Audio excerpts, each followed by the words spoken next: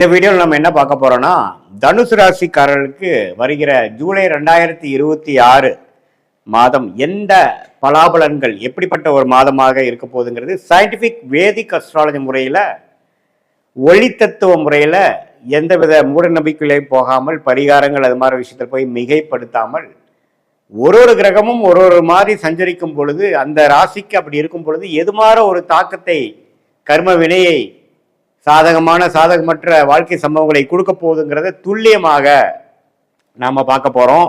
தனுசு ராசிக்கு ஜூலை 2026 எப்படி இருக்குன்னு பார்க்கும்பொழுது ராசி அதிபதியாகிய குருவே வந்து 8ஆம் இடத்துல இருந்தாலும் உச்சம் பெற்றிருக்கிறார். சனி 4ஆம் இடத்துல இருக்கிறார், ராகு 3ல இருக்கார், கேது 9ஆம் இடத்துல இருக்கிறார். இந்த ஆண்டு கிரகத்தின் சஞ்சாரம் தப்பில்லை. சனியின் பார்வை ராசிக்கு இருக்கு, ஆனா குருவின் பார்வை ராசியிலிருந்து விலகிருச்சு. அப்படிங்கிறப்ப என்ன ஆகும்னா தனுசு ராசிக்காரர்கள் ஃபீல் த ஹீட். ஹீட்னு என்ன? சில விஷயங்கள் அசௌகரியமாக இருக்கும். அது வேலை விஷயமா இருக்கலாம், குடும்ப விஷயமா இருக்கலாம், பண விஷயமா இருக்கலாம், ஹெல்த் விஷயமாக இருக்கலாம்.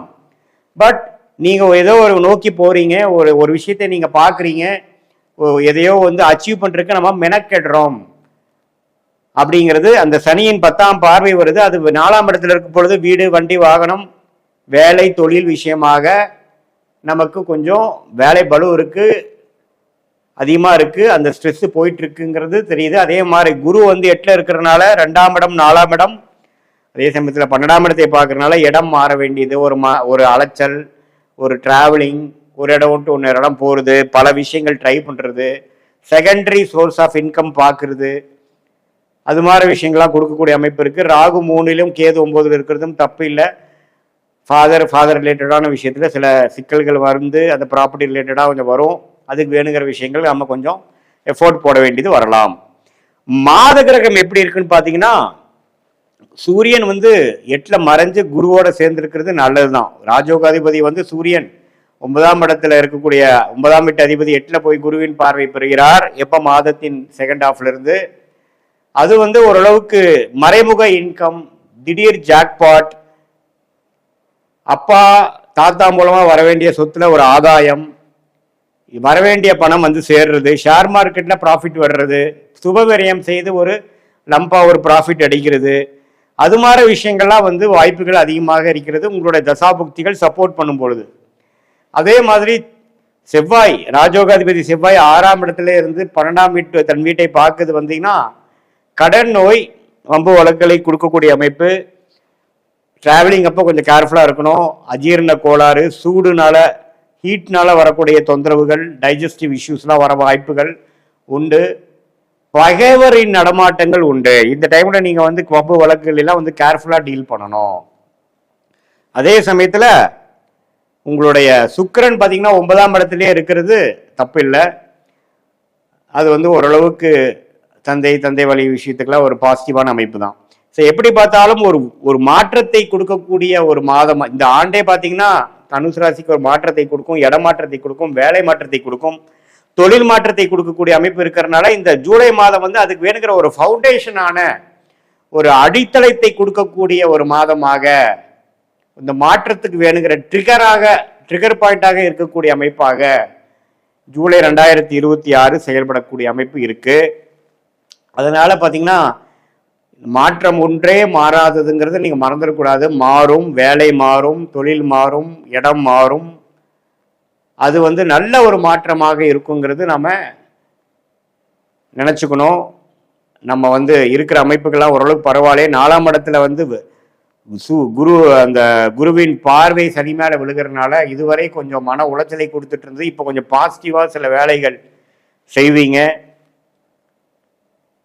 அக்ரிகல்ச்சர் ரிலேட்டடு, மெட்டல் ரிலேட்டடுங்களுக்கெல்லாம் நல்ல ஒரு முன்னேற்றம் வரும், ப்ராஃபிட்ஸ் கிடைக்கும், தொழிலதிபர்களுக்கு நல்ல முன்னேற்றம் வரும், ஃபண்டிங் கிடைக்கும், ஒரு புது பங்குதாரர் மூலமாக ஒரு ஃபண்ட்ஸ் கிடைக்கும், ஒரு கூட்டு தொழிலில் போய் ஜெயிக்கக்கூடிய அமைப்பு வரும், லோன் கிடைக்கக்கூடிய அமைப்பு, பல வழியில வந்து பணம் கிடைக்கக்கூடிய அமைப்புலாம் வரும்.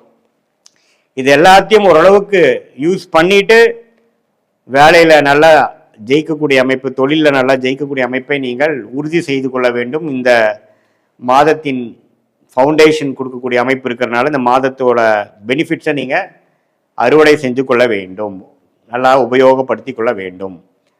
இது ஒரு பொதுவான பலன் தான். இந்த தனுசு ராசிக்கு இந்த ஆண்டு கிரகத்தை வைத்து மாத கிரகத்தை வைத்து ஒரு அற்புதமான ஒரு மாற்றங்கள் நிறைந்த ஒரு மாதமாக இருக்குன்னு சொல்றமே ஒழிய, உங்களுடைய பிறந்த தேதி, பிறந்த நேரம், பிறந்த ஊரை வைத்து வரக்கூடிய திருக்கணித பஞ்சாங்கத்துல ஜாதகத்தை போட்டு அடுத்த வரக்கூடிய தசா புக்திகள் எப்படி இருக்குன்னு பார்க்கும் பொழுது சயின்டிபிக் வேதிக் அஸ்ட்ராலஜி முறையில துல்லியமான முறையில நம்ம அதை பார்த்து வரக்கூடிய எதிர்காலம் எப்படி இருக்கு, ஷார்ட் டேர்ம் எப்படி இருக்கு, லாங் டேர்ம் எப்படி இருக்குதுங்கிறதை துல்லியமாக கணித்து எந்த விதத்தையும் மிகைப்படுத்தாமல் எது மாதிரி சாய்ஸஸ் நமக்கு கண்ணுக்கு முன்னாடி தெரியுது, எதை நம்ம எடுக்கலாம், எது நமக்கு பிராப்தமாக இல்லை.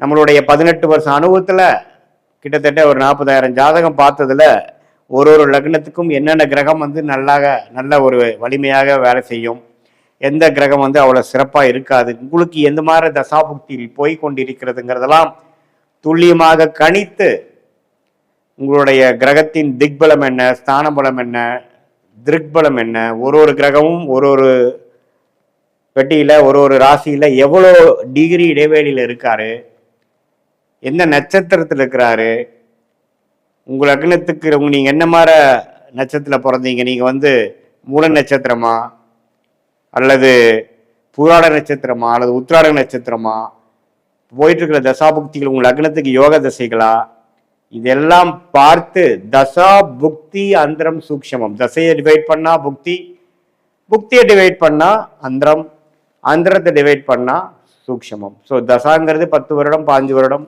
புக்திங்கிறது 2 வருடம் 3 வருடம், அந்தரங்கிறது 4 மாதம் 5 மாதம் 6 மாதம், சூக்ஷம்ங்கிறது வாரக்கணக்கில் அடுத்து வரக்கூடிய விஷயங்கள் என்னங்கிறது நம்ம தெரிந்து கொண்டு அதுக்கு தகுந்த மாதிரி நம்ம வாழ்க்கை முடிவுகளை எடுப்பேயானால், நம்ம எடுத்து அதுக்கு தகுந்த மாதிரி நம்ம திட்டமிட்டோம் என்றால் தேவையற்ற பண விரயங்கள், தேவையற்ற சமய விரயங்களை தவிர்த்து வாழ்க்கையில் எளிதில் எதிர்நீச்சல் போடாமல் நம்மளுடைய பிராப்தம் என்னவோ அதுக்கு தகுந்த மாதிரி வாழ்க்கையில் வேணுங்கிற வேலைகளை செய்து, முயற்சிகளை செய்து, திட்டமிட்டு வாழ்க்கையில் நம்மளுடைய சயின்டிபிக் வேதிக் அஸ்ட்ராலஜி முறையில் என்ன மாதிரி ஒரு விஷயத்தை நம்ம சொல்கிறோமோ அதுதான் பாஸ்ட்லேயும் சிங்க் ஆகும். ஃபார் எக்ஸாம்பிள், நம்ம அஸ்ட்ராலஜி அப்பாயின்மெண்ட்டில் பார்த்தீங்கன்னா பாஸ்ட் நம்ம பேசிட்டு ப்ரெசென்ட் வரும்போது அந்தந்த பாஸ்டில் எந்தெந்த பிரச்சனைகள் வந்தது, எதனால் அந்த டைமில் அஃபெக்ட் ஆச்சு அப்படிங்கிறதெல்லாம் பார்த்து ப்ரெசண்ட்டுக்கு வரும்பொழுது நம்ம சிங்க் ஆகிடுவோம்.